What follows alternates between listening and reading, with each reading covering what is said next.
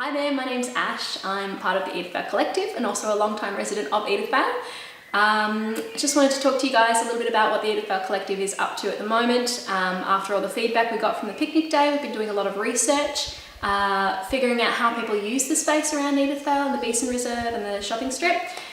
We've also been doing a bit of asking questions of the local traders and finding what things will and won't work in the area. And really sort of funneling that down to figure out what we're going to do.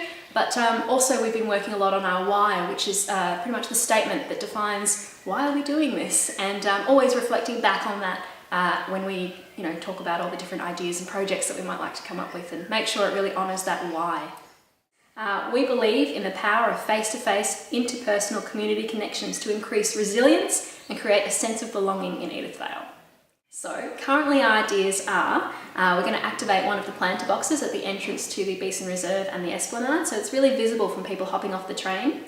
We're going to do a big mural just around that corner so that people that are in the Edithvale Beeson Reserve can see, hey, this is Edithvale. We're looking at transforming the ground a little bit so that it feels like you can actually walk across diagonally on some of these pathways and across the road, because it is actually somewhere where people walk. But it doesn't feel like it can be at the moment. So we're going to fix that. Other things a little bit quirky is bike parking. Obviously there's not a lot of parking down in the Beeson Reserve, and that's something that we've identified as being an issue, but let's encourage people to ride their bikes there. I know I would, and I know lots of people from the group would, but there's nowhere to put your bike. So that's a very big issue. Other quirky things like a game and books library, just to encourage people to have a reason to go there and enjoy the space. There's space for people that we're sort of still working out how they're going to use the space. Maybe some dining tables, maybe some, lounge chairs, or low to the ground chairs for people having picnics. Of course you can't forget the kids. Something for the kids. A lot of the surrounding areas have, lots of foreshore playgrounds, and whilst that is out of the scope of this particular project, we'd like to show that that is something that is wanted. So we might do some hopscotch and that sort of thing.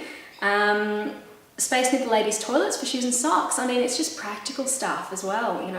You get all the way up the ramp, you've got wet feet from having a little shower down there, and you've got nowhere to sit to put your shoes and socks on. So, functional aspects as well, not just the beautification. We also like to have signs to help people actually use the space and invite them into the space, so it doesn't feel like there's such a, it's like there's a block of trees and you're not allowed in there, but let's say, hey, come on in, we welcome you to Edithvale. The other idea that we have came from a bit of the feedback that we got about the strip of shops and how it's looking a bit unloved and needs a bit of revitalisation. That's something that we're really going to push the council for once the infrastructure has been in place for the level crossing and the Esplanade Lifesaving Club. But at the moment we'd just like to perhaps activate one of the front of one of the shops, show the traders that you can have people spilling out onto the road, and just make it look a little bit more alive, maybe with some planter boxes or lounges, just to bring a bit, a life to the Edithvale strip shop. So hopefully in the future that sort of thing will encourage more traders to join us. So in the Beeson Reserve we're going to have a pop-up space, and this is just to demonstrate what is possible. It won't be long-term infrastructure. We're hoping to have it starting from February, going for approximately 6 weeks. Just like I said, just to demonstrate the potential and the sort of thing that we can have, and make sure it makes sense and that it's received well by the community. So we've got a couple of workshops to get through with the Neighbourhood project, just to finalise some things and get that all going. But very soon we'll be calling on all of you to help us with how the actual stuff comes together.